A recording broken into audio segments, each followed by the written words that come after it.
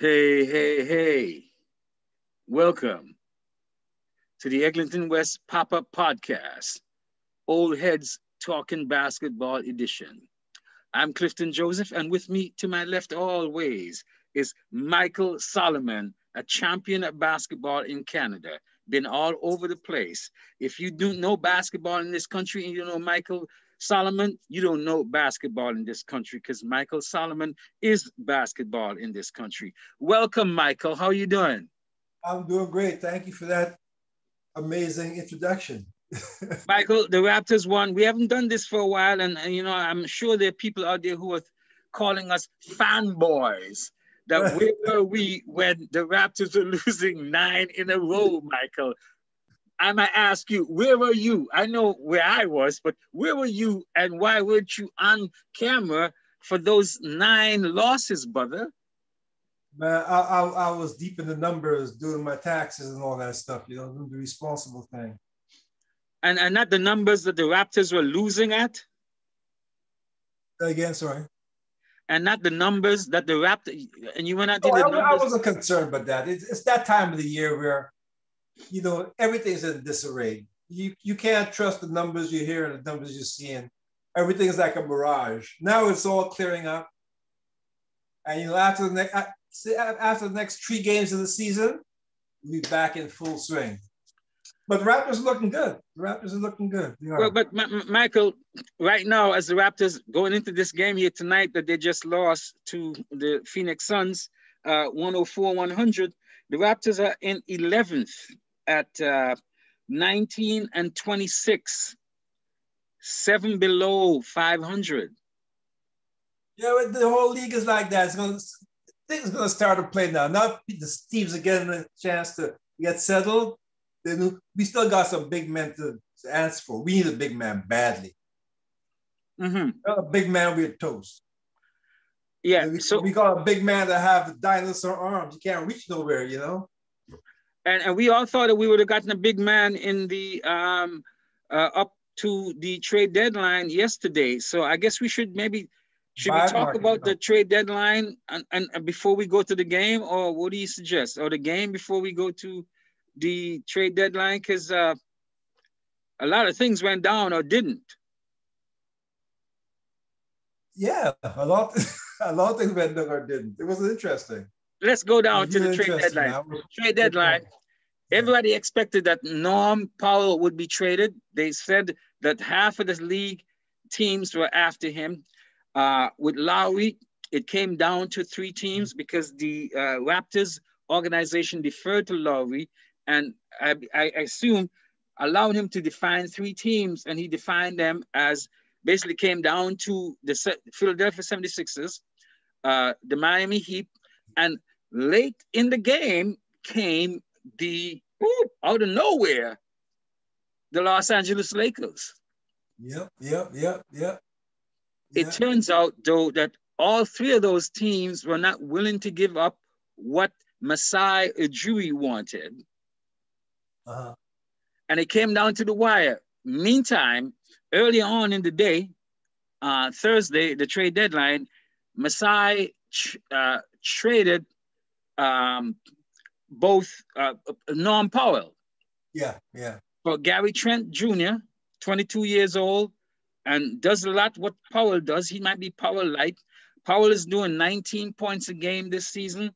Trent Jr. is doing 15. Powell is shooting 42, 43, 44% from threes. Trent Jr. is doing like late 30s. So he's not that far away, and he's 22 years old. And Michael, we only have him for about $2 million in the cap instead of 16 if we had Norm. Along with that, we also got Rodney Hood. Yeah. Duke product, big bonus there. A sharpshooter. Stretcher, yeah. A few years ago, he's been in the league about 6-7 years. Years ago, he was doing 19 points a game, Michael. Then he slapped down to. I think he won a championship with LeBron, didn't he? Pardon? I think he won a championship with LeBron. In Cleveland, yes. Yeah. And then and he's been about like 4 or 5, 6 teams right now, to tell you the truth. Then he got down to 11 points. Solid piece. He's a solid piece, man. That's yes. Solid piece. And he's a 3-point specialist, and he can do his stuff. And now he hasn't been getting as much play, and he comes off the Achilles. He had a thing with his Achilles. He had an Achilles injury. What? Yes. So he's only been doing 5 points a game in Portland this season. However, okay. I think that he could be, in my mind, he basically is number 7th on the team right now after Boucher coming off of the bench. So if we can develop him, and his contract is only $10, $11 million a year, and we have his option for next year. So he basically is, as you might say, an audition. But he's a good veteran. He's a real good veteran to have. That's for sure. So I thought that ability to the lineup. Yeah, he does. I love Norm from the beginning. It was great to see him develop here and turn into the stud that he is. But I know that we won't going to be able to pay him $20 million plus that he actually deserves coming off of this contract here and this contract here he's had. So I thought that we got double for Norm, really. We get a Norm Light, who tonight we inserted in Gary Trent Jr. into the starting lineup, and we have Hood coming off of the bench. So I think that we did good with that, but we were all surprised, particularly after the Raptors let go Matt Thomas and Terrence Davis II for cheap, for like a 2nd-round pick in 2021 here, which really transfers to the 41st, 42nd, 40-something pick. What about that? And then when they opened up those roster spots, I thought, well, clearly, Lowry is gone.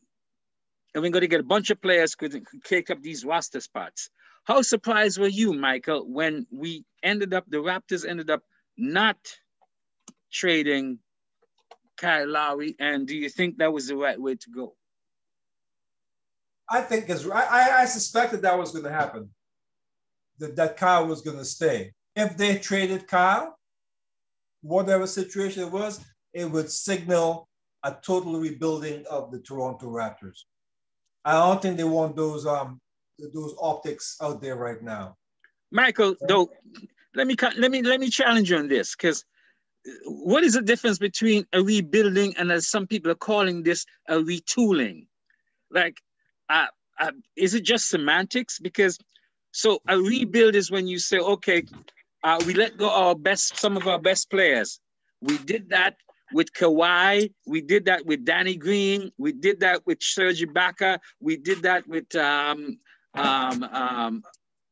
Gasol. We let go a number of our key players from our championship run. Wasn't that a rebuild, or was that a retool?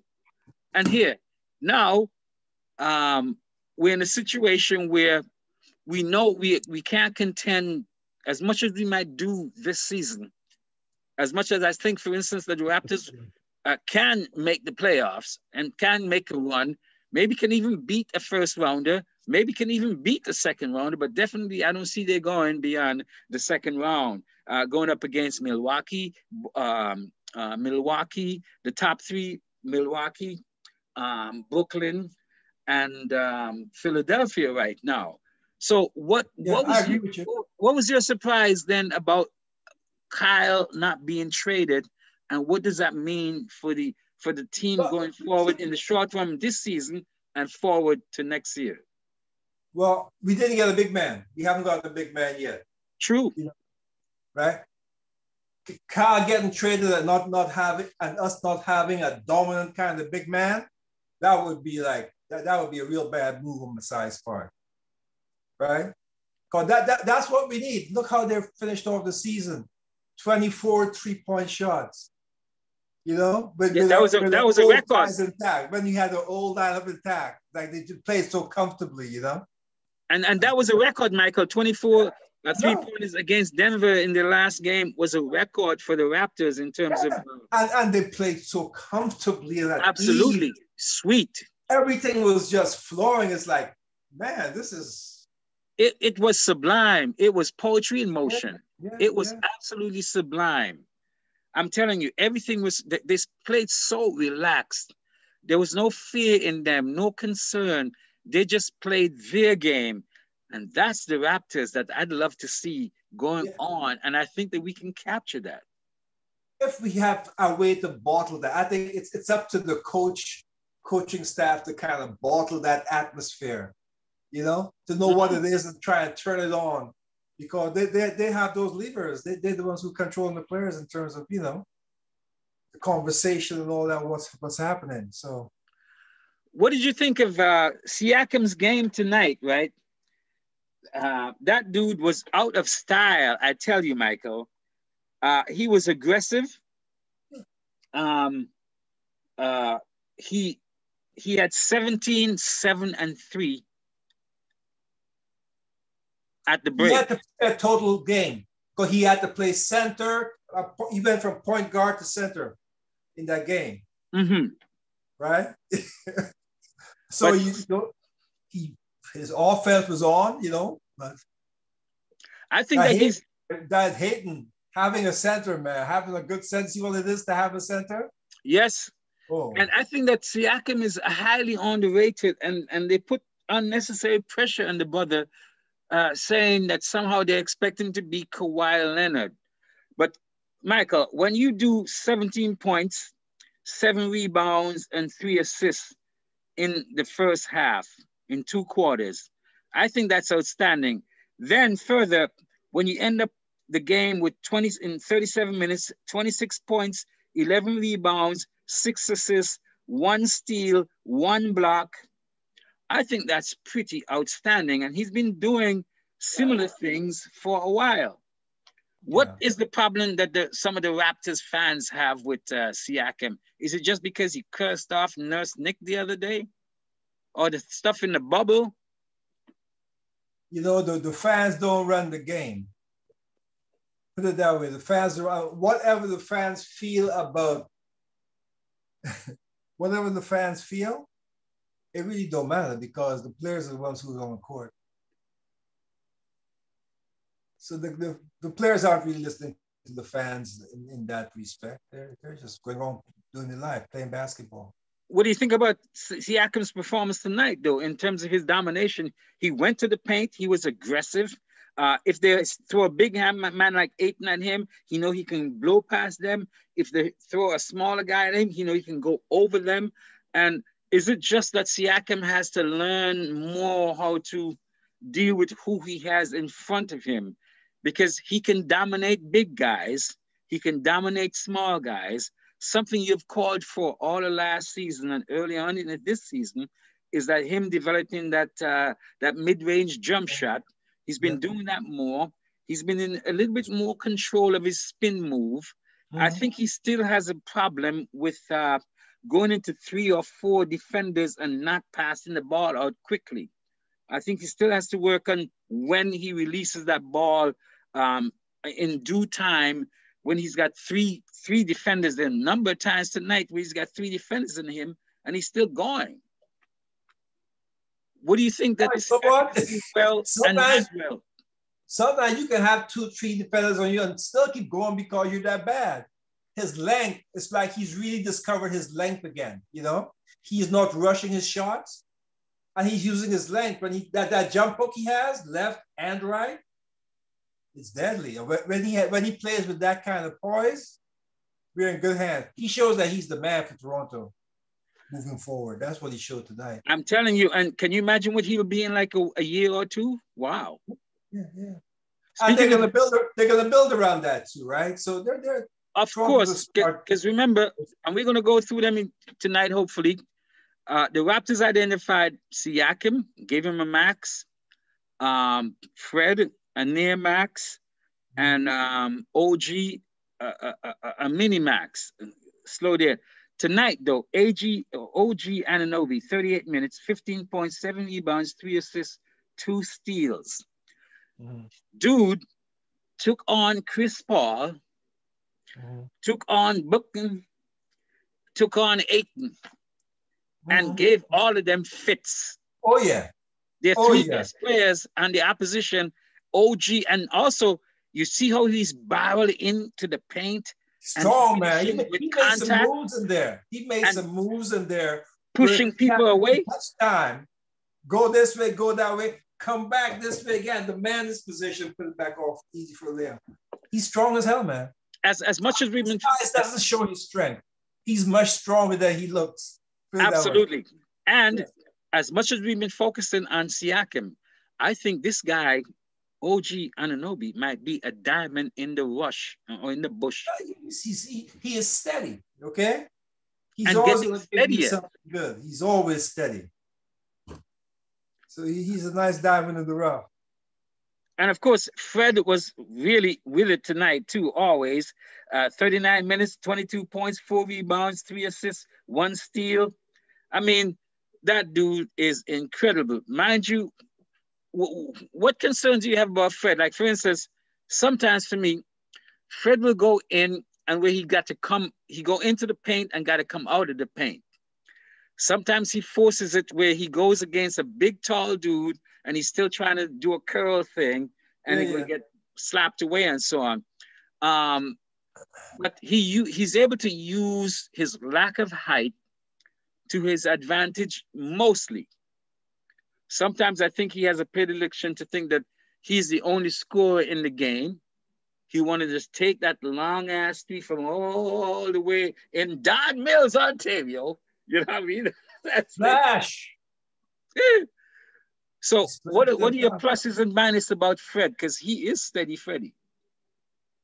Fred is just staying steady. Of his 18 shots today, 15 were beyond the 3-point line. You realize that?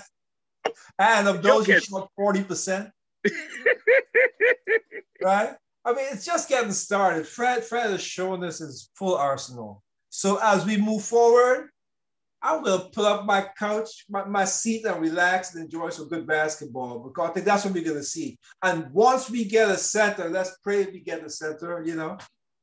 Because, Michael, that is truly possible, because some people think that the trade deadline is the end of the game, but it isn't. Going into the playoff market, there is the buyout market. Like, for instance, I don't think we'll get either of these two, but LaMarcus Aldridge is on the market, buyout-wise, coming up. Also, Andre Drummond out of Cleveland is in the market, and others. Plus, they're all of the players in the G League that you can sign for 10-day contracts and so on. So they are. But I wouldn't want to be in that position when it comes to a big man.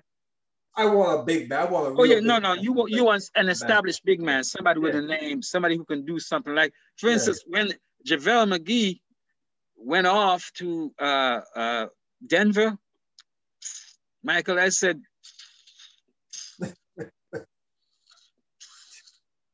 I did the troops thinking that we could have gotten that dude. Suck your teeth, man. Yep.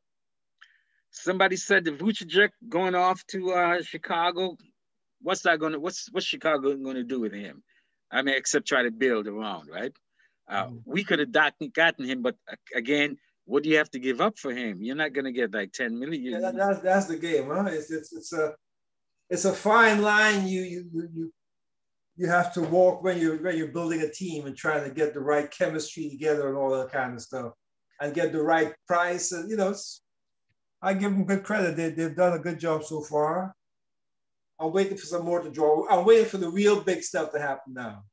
Of course, I think a big stuff has happened so far, Michael, because I'm going to throw down a mystical piece of factoid for you that might blow your mind. It certainly did mine. But let's talk about Gary Trent Jr. for a minute. He came in that trade for Norm Powell, him and Rodney Hood. He's, as a lot of people have said so far, myself included, he's sort of like Norm light, not too far away from Norm, but at 22 more years. Than Norm. More, yeah, exactly. He's got a lot of things that Norm doesn't have. Nice comfort zone.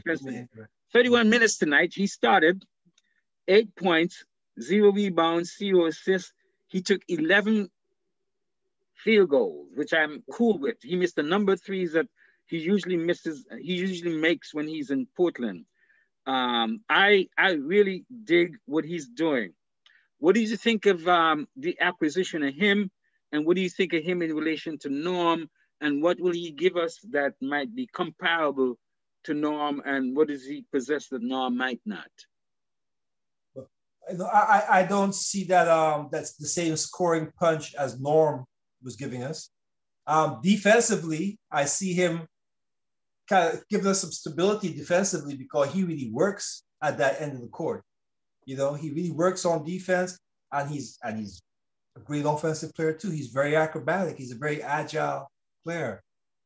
I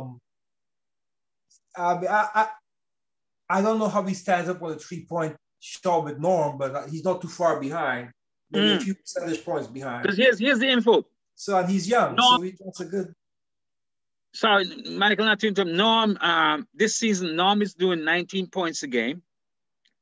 Gary Trent Jr. is doing 15 points a game.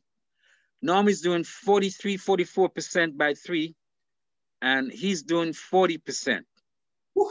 Okay. That's and he costs us $2 million on our cap versus $16 million that Norm would. I'd say those numbers are highly comparable. Good move. It's in that front, you know, for the money standpoint, it's a good move. It gives us money to work with, right? And he's 22 years old. We have him for next year. We have his bird rights, so we can give him more than anybody else in that thing. Here's the factor that I was going to drop on you. This is the first time, because in the mix, there was also a possibility of getting Seth Curry. This is the first time that the Raptors have had a father and son on their team. Yeah. Remember Gary Trent, and here's Gary Trent, same number 33. They both have the same number 33. 1998 played for the Raptors. Here's the thing, Michael. He and his son only played for, at this point in Gary Trent Sr.'s career, only played for 2 teams when he came to the Raptors. He played for which team? We got him traded from the Portland Trail Blazers. Exactly, yeah. We got his son from which team? The Portland Trail Blazers. Mm-hmm. We got them both when they've played their 41st game in the NBA. Of their careers, yeah. Of their careers. Dude, what is that? That's an amazing stat, man. That's an amazing coincidence. You know?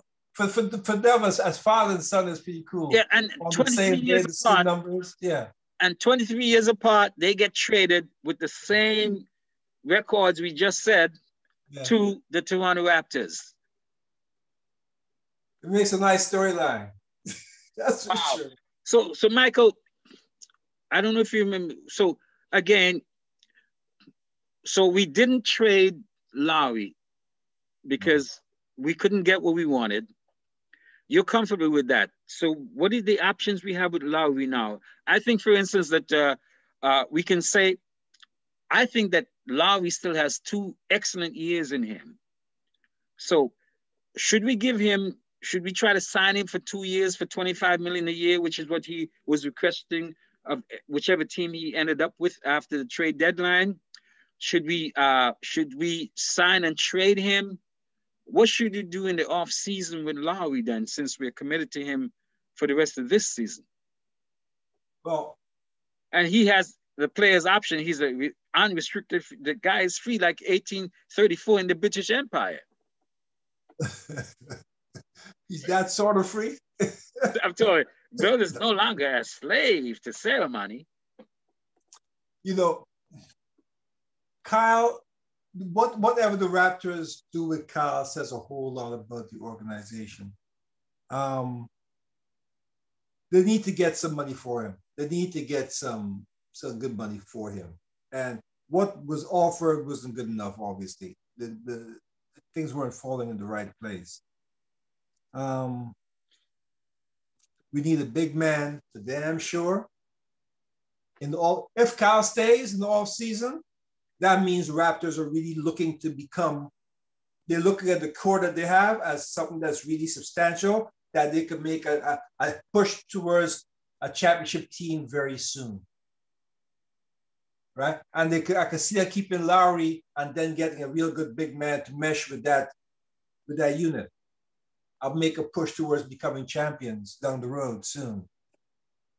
Right? If they let Lowry go, then it means that most likely they're not looking for things to happen quite that soon. That's how I look at it.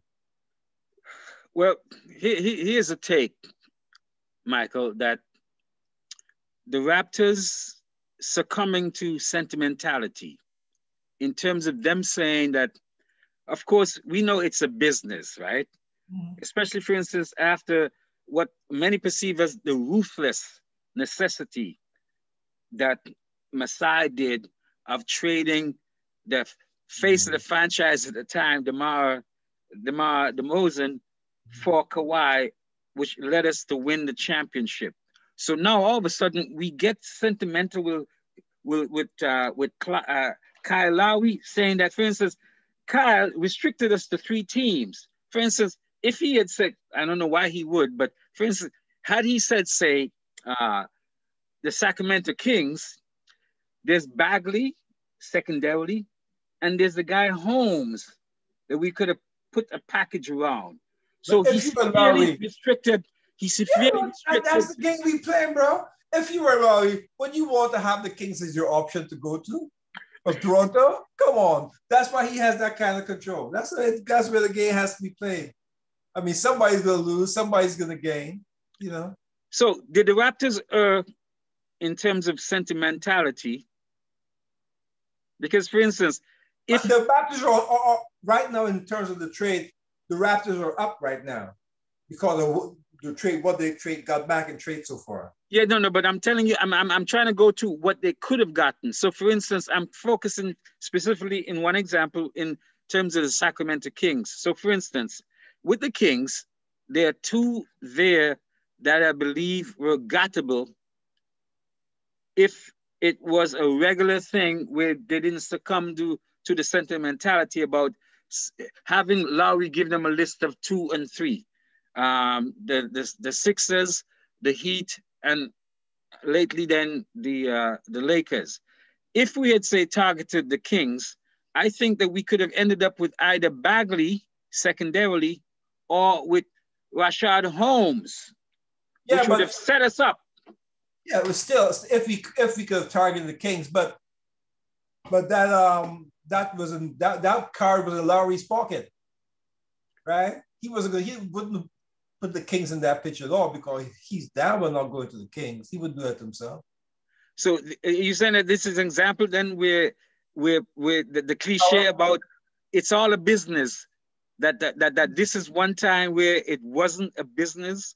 Because if I were Masai to make the business decision, I would have dealt with the Kings and get one of those 2 guys. But it didn't happen, right? I mean, it's a difficult thing to do, obviously. Kyle has a lot of power, man. You know, he's like in a LeBron kind of situation right now with his swag. You know, and he can help any team. Any team would be. Listen, I wouldn't be surprised if they put off a deal to ship Kyle Lowry out before the season's out. That would be a monstrous thing. I don't think it'll happen, but that would be a big thing. No, but how could that happen though? That doesn't usually happen. The trade deadline. That's the only way I can see him going. Something just ridiculously out of the blue. But I don't know if that's possible. But what is possible though is a sign and trade in the off season, right? That's possible, right? I think so. I'm not too up to date on all the schematics of those things. Also, here's what else is possible is that, which I don't have a problem with necessarily, because we will have upwards of $20 to $25 million in cap space to sign the center that you love, the center of your life, Michael, and then to adjust the bench. Yeah.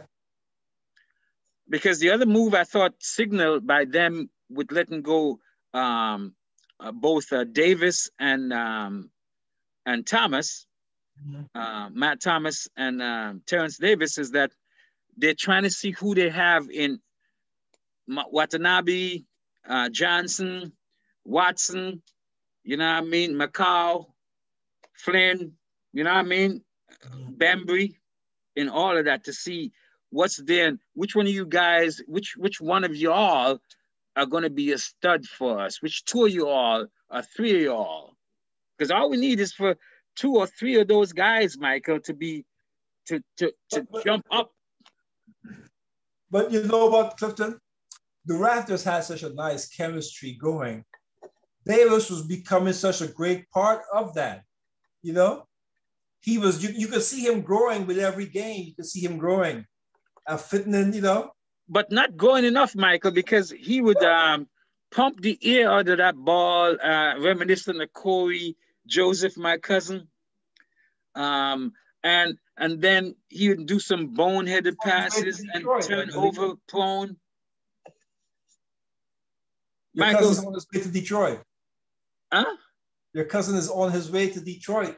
Yes, for another ex-Raptor, Delon Wright, who's transferred with him. Yep. Yeah. So what I'm saying though is that okay, I don't have a problem with letting go. I always dig Terrence Davis II. I think that charge of battery and assault on his girlfriend, that really was a pall over the Raptors, and they kind of were seen to defend that, and they always went in this whole thing about having character guys, and they probably thought that they would just push that off.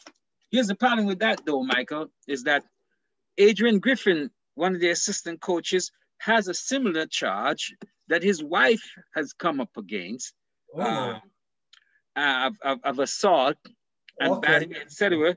And the Raptors keep the noise down. Too much noise. They haven't said anything about. They've focused on Terrence Davis, and now that he's there, but the Raptors still have to deal with that if these same people who are after, because at one point, you know, a lot of Raptors commentators never referred to his name. They just called him redacted. Wow. So, but they still refer to Adrian Griffin. Nonetheless, I think that's one of the reasons that they jettisoned Terrence Davis II out of here. But I think that his demise also is also based that I think they didn't coach him properly, Michael. We know from last season that he would dribble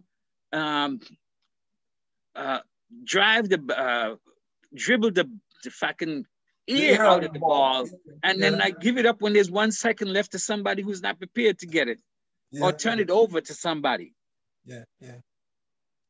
Well, he's grown a lot as a player. He's got credit to Roger for that. He has grown a lot as a player, and I really saw him as a piece that was going to continue to improve as time goes on. I think he would be a great pro, regardless of what. And I also think that, for instance, that Matt Thomas will thrive better than he did in Toronto now with the Utah Jazz, and Terrence Davis II. He's with the Sacramento Kings right now. Michael, though, I have to take you to something that there seems to be some underground problems in the Raptors locker room. And I know you yourself believe that too. That how much is Nick Nurse, our coach, Night Nurse Nick, in control of that locker room? Do you think that the people, the players are listening to him? Has he lost the room yet? Has he lost a lot of the room, a little bit of the room? Has he lost a little bit of his luster, coach of the year, and so on and all of that? A championship coach. What's going on, you think, Michael? Because it seems to me that everything is not cool in Raptorland, particularly with the coach and his relationship to the players. But all we could do is speculate. I mean, there was the blow up with Pascal Siakam. Yep. That happened. But no, they're talking Pascal Siakam is their future now. It seems like they have patched things up. We'll never know, but that's an important thing for us to have control of, for the coach to have control of his team, right? That way we could really grow. We see what the new pieces really have to offer. So he has to do a masterful job of coaching and move forward. Michael, about 2 or 3 games ago, I'm trying to remember which team it was. I remember Kyle Lowry calling a timeout as a point guard and shooing off Nick Nurse and dealing with the players and setting up the play. Damn. I don't know if you remember that. I don't remember that particular incident, but that's saying a lot. Exactly. So can you understand then why Siakam might be pissed that when Fred has a bad game, Fred doesn't get bench for a whole quarter? Why are you benching me for a quarter when I could help you win this game, even if the people you had subbed for me, got it to a certain level? No, You're telling me that, because according to Night Nurse Nick's thing, he says, oh, Stanley Johnson, then we're doing it fine. Stanley Johnson? You know what? That's a college coach kind of explanation there. That's a college Stanley Johnson? That was a college coach kind of cop out there. Nurse could have done better than that. You know what? You can't, when you get to the pros, you got to teach these guys, treat these guys like they're men, not like they're students. Not like they're college players. And that's a problem. That's where coaches, I think, lose it with the players. When they treat them more like collegiates than as pros. But Michael, Night Nurse Nick has been all over leagues, the G leagues. Yeah. He coached in England. He's all over the place, right? He knows the game inside out. He knows the flux between, like Billy Donovan, who's was in OKC and now is in Chicago. Generally speaking, NCAA coaches that go to the NBA don't do well. Rick Pitino. Oh yeah, great coaches. Probably right? The poster boy for that. A whole bunch of them came and left, right? So because in the college game, you are absolute dictator. Yeah. You're making more money. The coach is the star in the college. The coach is the star of the team. Yes. He's the guy making the $5 and $10 million a year. Right? So Nick Nurse knows all of that, right? So what has happened? Is it the championship? Because I've noticed, and you've noticed it to yourself, where there have been times where, for instance, Nick Nurse seemed like a neo Dwayne Casey. There are a number of swatch of games where he was employing the same kind of conservative coaching dynamics like Casey used to. Yeah, well, we spoke about this a lot. We spoke about it when he got kicked out of the games and the assistant coaches took over, and the difference in the games and performance of the players. Yeah, Nick is on the watch too. You know, let's see how he coaches going forward. I'm hoping that he gets some control. I'm hoping that it's not. All we can do is hope. We don't know. Let's hope they change the shit around. Well, I think they've already made exciting basketball. Where they're challenging every team they play. You know, that's the kind of basketball I want to see. Leave it on the floor. I think Masai and the Brain Trust in them and Webster are doing a fabulous job so far of actually then advancing the narrative, right? Because they've bought some new players, and you bring in Hood and you bring in Trent Jr., Gary Trent Jr., and they're already inserted into the lineup. And it's a slightly different team. It's the same team, but a slightly different team. Because it's kind of clean house, but they're not done yet. They're not done yet. Oh, no, they're not done yet. Of course, not done yet. But at least it gives a coach. For instance, Nick Nurse would have to develop different plays because he's got 2 players who are going to be crucial to the game who don't know the plays yet fully. Mm-hmm. All right, so let's throw you in and see what it is. So it'll throw him back into him having to juggle things around like we know that he should be doing. He'll get, maybe this is a good thing, because with new players coming, you have to be able to communicate your plays effectively to those new players. So it will put him more into the coaching mode of coaching. Yes. And maybe he'll be more effective as a coach now, having new players and sort of like being onto the gun. You know, we have to produce now. We're in the playoffs. Let's get to the playoffs. And speaking of that, Michael, they better get a center. At least 6-0, 6 and less. And speaking of that, Michael, they better get, as you've been calling for, a center, because look, Ayton had his best game ever, I think, in the NBA. He was just blowing us by, and the Suns killed us in the paint. I mean, just looks like they dominated the paint. That like they were painted. Yeah, they are a very tall team. I was noticing that throughout the game. All those second rebounds they get, offensive rebounds, they are long as hell. I don't know how we managed to hold them off as well as we did, but they're a very, very long team. I was impressed, actually. Me too, I got to say. And also, speaking of... understand why they're doing so well in the Western Conference. And speak about impressing, because for me, Michael, tell you the truth, the Suns have been in purgatory, Western purgatory, for like about 15, 20 years. Well, basically since Steve Nash and retired, and Stoudemire and so on. Yeah, they had that little run, yes. Stoudemire. Talk to me about Chris Paul, because I believe that he really is the architect of their ascendancy. That guy is just, he's ridiculous. I mean, I don't know what they didn't do with him when he was in Oklahoma City. I don't know what they didn't do with him when he was at Clippers. I don't know what they didn't do with him when he was at Houston. But that guy has absolutely transformed and made everybody better on that team. I mean, for me right now, pound for pound, the dude looks like the best point guard in the NBA right now. Oh, damn sure. Oh, yeah. Lowry is just head and shoulders, man. He can just to go from team to team, and the team, when he gets the team, they don't just stay there. They always have a bump. They always have a rise. Upward. Always going up. And he's controlled that team. He's made team. Listen, he's the first ballot Hall of Fame.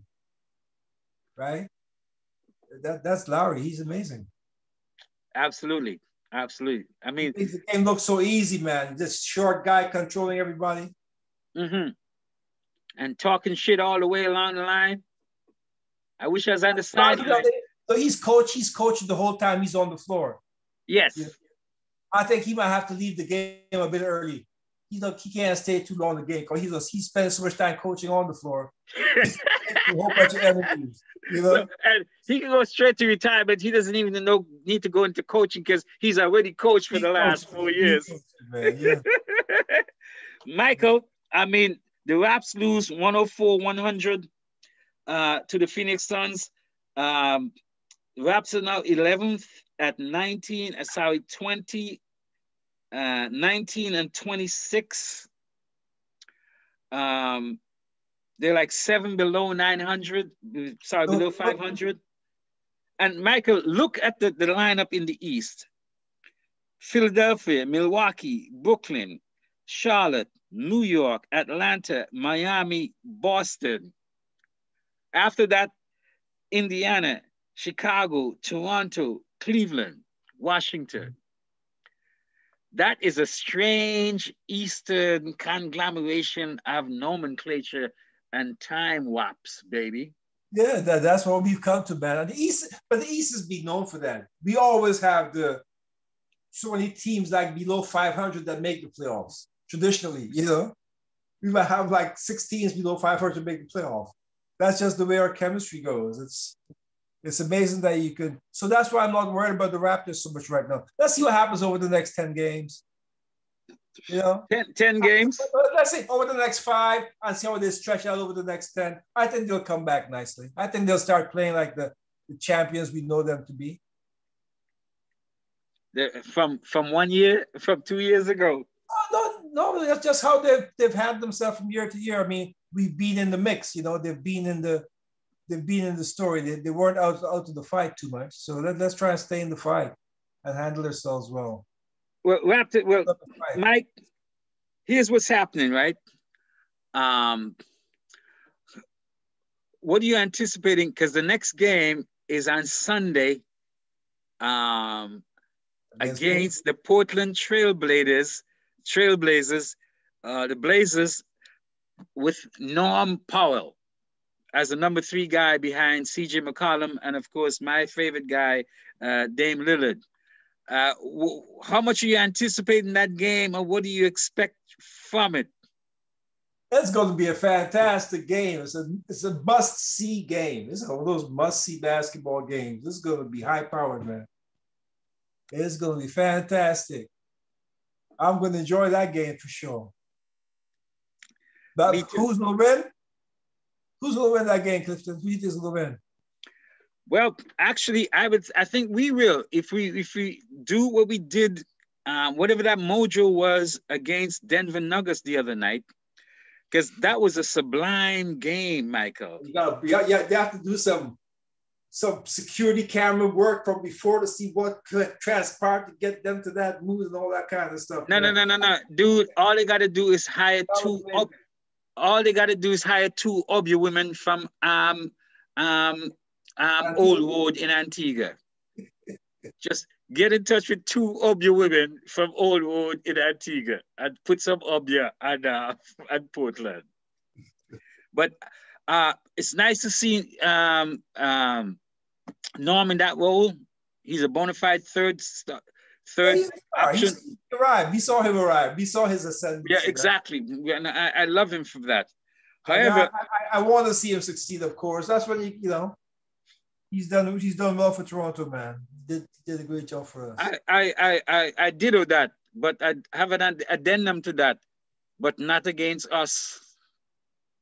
That's going to be the battle, man. That's going to be the battle. Let's hope he doesn't go off against us, but we can't. Hey, Michael, after the Trailblazers on Sunday, check these games. Monday, March 29th, against the Pistons. Wednesday, the 31st, against the Thunder. Friday, April 2nd, against the Warriors. Monday, against the Wizards. Then the Lakers. Then the Bulls. Then the Cavaliers. Then the Knicks. Then the Hawks. Then the Spurs. Then the Magic. Hey, then the Thunder. NBA season. I mean, don't some of them look like pushovers? Right now, nothing's a pushover. You have to play every game moving forward, Clifton. You can't just come into the game thinking that you got to be on your game right through. And nobody's a pushover now because everybody feels that they can make it into the playoffs in the Eastern Conference. I would be if I was the worst team. I feel I can get to the playoffs. So it's going to be a dogfight in the Eastern Conference, man. We're going to have some real nice basketball, great entertainment in the East. So was what happened, that sublimeness I was talking about against the Denver Nuggets, the Raptors got 135 points. Was that just a glitch, or can they actually replicate that on a kind of semi-consistent basis? Because the defense seemed to, at times, just go all eye. Like, sometimes I look at this team and I say, hey, who are y'all? Do I know you? Yeah, maybe it's something about the day before the trade deadline. Maybe it's something about that day that just, not everybody's playing. No, I ain't talking about just that. I'm talking about some games before that, way before that, too. Yeah. Where they seem unrecognizable and diffident and just like, When they're flowing, when their chemistry is going, the Raptors are tough to beat, man, because they're so quick. They're really good in transition. And if their shots are falling, forget about it. So you're going in for a long night. So we've gotten better at the 3-point line now. Mm-hmm. So let's see what happens, man. Well, Michael, this team, I believe, over the years, as long as I've been following them from the get-go, I must say, I was there from the get-go. The first game, man, Vincenzo, what was that dude? Italian dude was one of our first choices, Vincenzo. I was there from the get-go and seen all kind of players, right? Michael, this team sometimes, a lot of times, oftentimes, played down to its opposition. a bad team. Yeah, that used to be our memo, but you know they've changed. That's then change. also too. I don't think so. I don't think they've changed. I mean, I like see what they played up to the last. They played up to the Denver Nuggets, yes, right? but again, that's not a strategy though. That's not a winning strategy. Secondarily, they have this attitude of starting out slow, listlessly, and then want to be dug a hole to then get out of, and then also give a furious comeback in the fourth that doesn't come all the way back. Michael, it's all old hat to me now. Hey, you know what, bro? Is it coaching? Coaches got to coach right now. If you go coach, a lot of coaches are going to be losing the jobs at the end of this season. They got this. A serious coaching got to go on right now, especially in the East. So everybody's foot's to the fire now. It's time to play some serious ball. Like I said, we're in some real nice entertainment, Clifton. I think so. And okay, going in, Michael, then my belief is that the Raptors can make it to the 6th or 7th seed. Hopefully avoid the play-in, because you don't want to be playing all them other games for whatever. Get out of that drama. And when you look at the fact that Charlotte is number 4 in the East, New York is number 5, Atlanta is number 6, and Miami, Boston. Charlotte lost Lonzo. Yes. He'd be probably out for the rest of the season. Man. Yeah. So there's enough game now. There's just under 30 games left. So there's still a little time to actually make some shit shine. A lot of time in the East, because there'll be a whole bunch of teams under 500 that makes the playoffs. So, you know. Michael, tell us about you. You've set up your website. A lot of people might not know you're also a big-time artist, a visual artist, all kind of a designer of sorts and so on. And tell us what you've been doing and what you've set up your new website and how people can get to it and what you got to offer them. Well, I've been doing a lot of designing my images, and I've now placed my image on fashion, on patterns for dresses and swimsuits. There's swimwear, there's yoga wear, there's lots of there are phone cases. The focus is art on fashion, and with the art, you make the fashion more appealing. So check it out at SolomonArtStudios.com, artstudio.com. There's lots of nice things for you, lots of nice gift ideas. You can do a poster, a poster of Johnny Walker, but you can have your company name or your name in the label. Where it says bottled in country, you can put your country in there. You can buy little gifts like that for people's basements. Lots of nice gift ideas there. Just go and you will be surprised at what you see. Lots to see. Go to the website, SolomonArtsStudio.com. Yes. And you can check out all the stuff that my man have to. If you mention my name, he'll give you 1% off. For sure. Ladies and gentlemen, this has been Old Heads Talking Basketball with Clifton Joseph and Michael Solomon, part of the network of the Eglinton West Pop-Up Podcast. We talk basketball, especially the Raptors after game. Tonight, the Raptors lost 104-100. They slipped down to 11th in the Eastern Conference. And next game is on Sunday night, when we meet up, the Raptors meet up with Norm Powell, newly minted with the Portland Trail Blazers. That's going to be something. Michael, what do you look forward to in that game in particular? I look forward to all kind of trailblazing things happening, man. Those kind of games, you don't know what's going to happen. I look forward to a lot of excitement. I look forward to a high-scoring game. I think it's going to be a high-scoring game. Excellently. And of course, I hope you all at home high score us by subscribing, liking, viewing, and sharing, and coming at you sometime soon. You know what I'm saying? Giving us some money, donating. This has been the Eglinton West Pop-Up Podcast Show. Old Heads Talking Basketball. Clifton Joseph with Michael Solomon and Michael on 5, 4, 3, 2, 1. We are out of here. Out of here.